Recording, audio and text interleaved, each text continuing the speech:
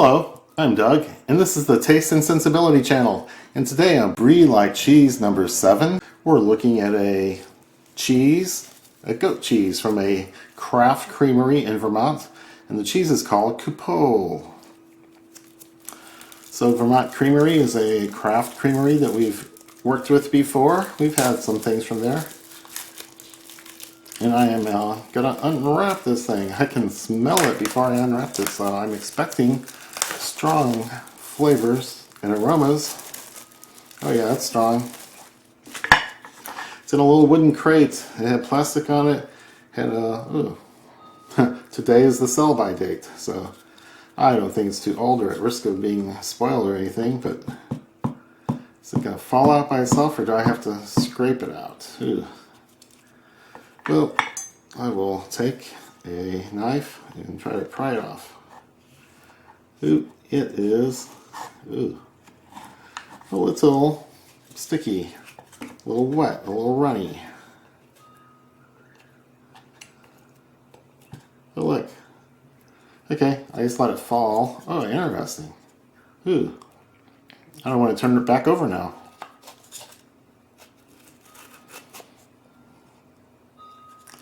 Maybe that'll be my first tasting part. So it came in a nice little Vermont Creamery labeled crate. So I'll show the packaging and what the cheese looks like in other pictures. Oop, I didn't mean to do that either. I'm just making this worse, aren't I? Okay, I'll try to land it on that cracker. There, but what I want to show is the interesting odd texture. I'm going to put this on a cracker so I don't get the slate so wet. The interesting texture of this cheese. They kind of make a disc, but they mound the top of it to give it a domed structure. And it looks like it's made of little worms or brain. So this has that yellow yeasty rind organism called Geotrichum candidum. And when you put this on, the surface starts looking like a brain after it ages sufficiently. So I'm just going to cut it in quarters, but that'll be hard with the cracker on the bottom. So this part that fell off the bottom into the crate has a lot of rind character, so I'm just going to go ahead and eat that because I'm not going to cut that many that have that much rind. So I will give it a taste. I'm getting strong aromas. It's funky, it's mushroomy, there's a sharpness to it. It's not acidic or spoiled smelling, but something is really strong.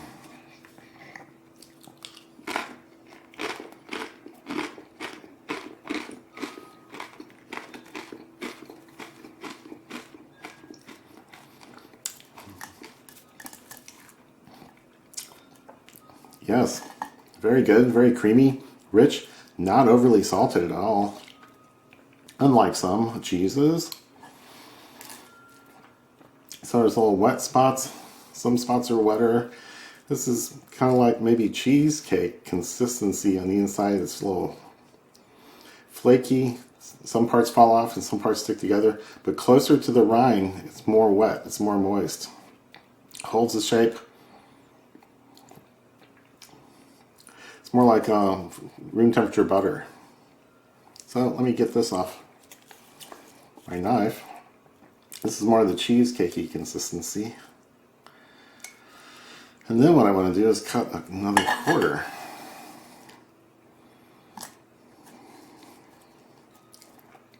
So I'll just work with part of this, if it ever does anything I want. So this is a stronger flavor than any of the ones we've had before, I think. It's sort of a mushroomy note, it's sort of a funky tang. Maybe coming from some sort of acidity. And it is maybe not for everyone. If you don't like stinky socks, spidey socks types of cheese, you might not like this one. So this Coupole is not listed in Liz Thorpe's The Book of Cheese in the Brie Gateway chapter. But When I saw this, I recognized it as that geotrichum type rind. It's yellowish and it was looked like a little brain. And that made me think, oh, this is a Brie-Like thing. And I did, looked at a couple of websites and got confirmation that it is a Brie-Like cheese, but it's made from the milk of goats. And it says so prominently on the label. And this was about 6.5 ounces of this little disc. And this was $15 at Whole Foods. So it's not a cheap cheese. That's like 40 bucks a pound or so. So this would be a special occasion thing. So it's not so much mushroomy, but I'm not sure what to call the flavors. I don't. It's not in my vocabulary.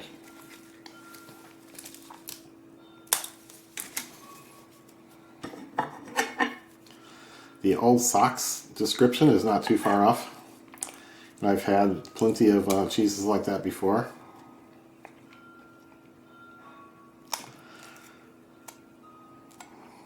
So this has been at room temperature for an hour or more. And I'm going to get rid of this different cracker fragment. And just taste it on this flatbread. So this is the consistency where the flavors probably at its peak at room temperature, and then it's easier to spread when it's at room temperature. So it's going along well with this unsalted flatbread. All the flavors pop quite a bit, and none of it strikes you as too salty. The cheese has just the right amount to accentuate all the dairy notes. It is creamy, it's buttery. There's some butter on the palate, but it's more of a mouthfeel. The flavors are mostly the strong things, the socks. There's a goatiness to it, very slight goatiness that I don't object to at all. And then there's the thing from the yeast or the rind organism.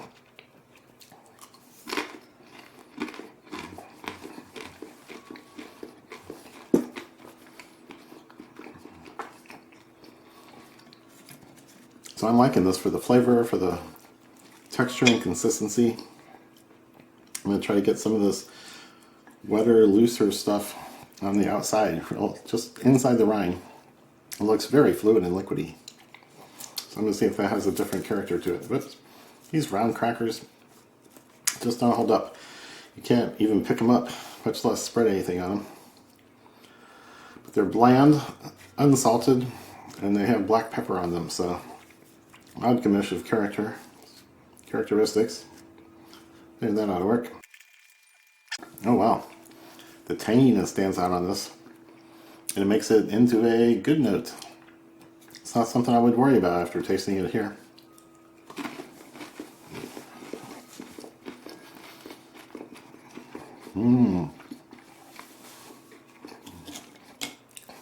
Smooth, liquid, flowing, silky, satiny texture. So it's good to get that stuff near the rind.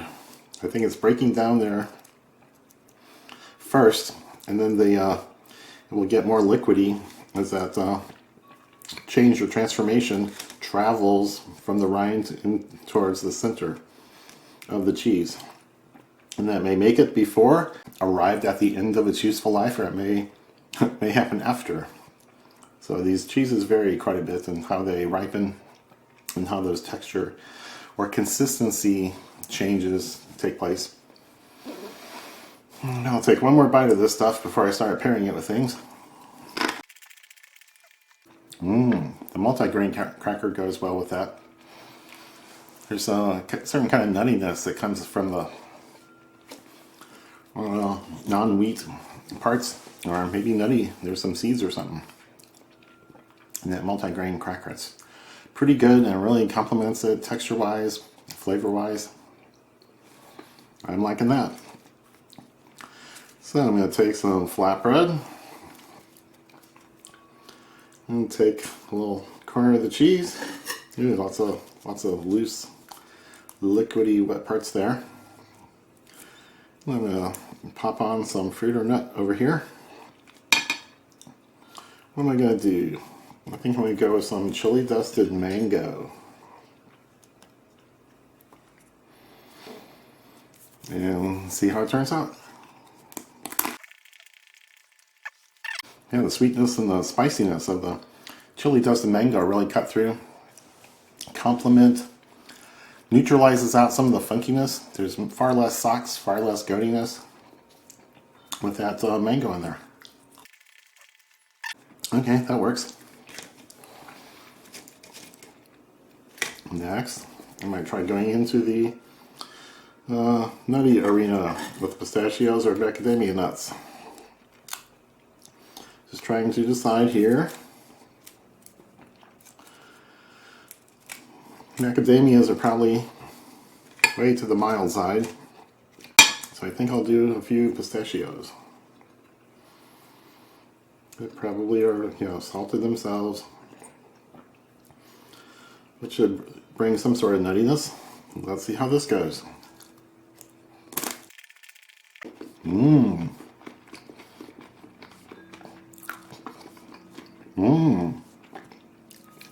That brings a whole new element to it. There's a saltiness and there's a nuttiness.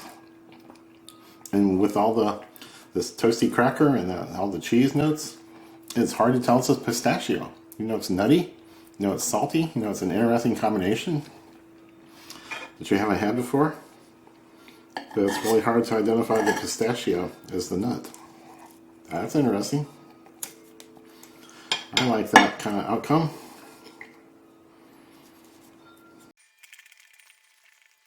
So that works surprisingly well. So I always think of pistachios as a pretty mild flavor. Now, lastly, I'm going to do this with a red wine. Got a bottle here open in the house that I need to finish off. So I poured a little bit of it into a glass to pair with this. So this is a cab from a Napa Valley winery, Franciscan Estate. I bought several different vintages. This is 2011. Bought several different vintages in the clearance section of Walmart. In my Walmart, because they were $21, down from 30 something, or I don't know how much it was. But it was an interesting tasting experiment to taste several different vintages for 20 bucks a bottle. So that's what is poured in this glass. And I don't do a lot of wine and cheese pairings. I usually do them separately. But here we go. We'll find out.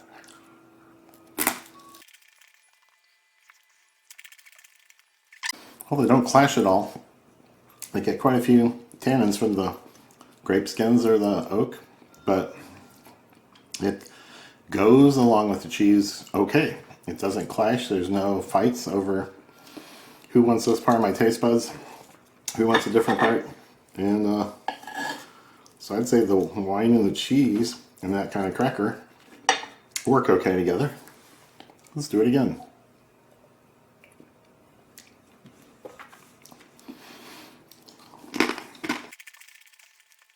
There's a fruitiness to the wine that's meshing very well.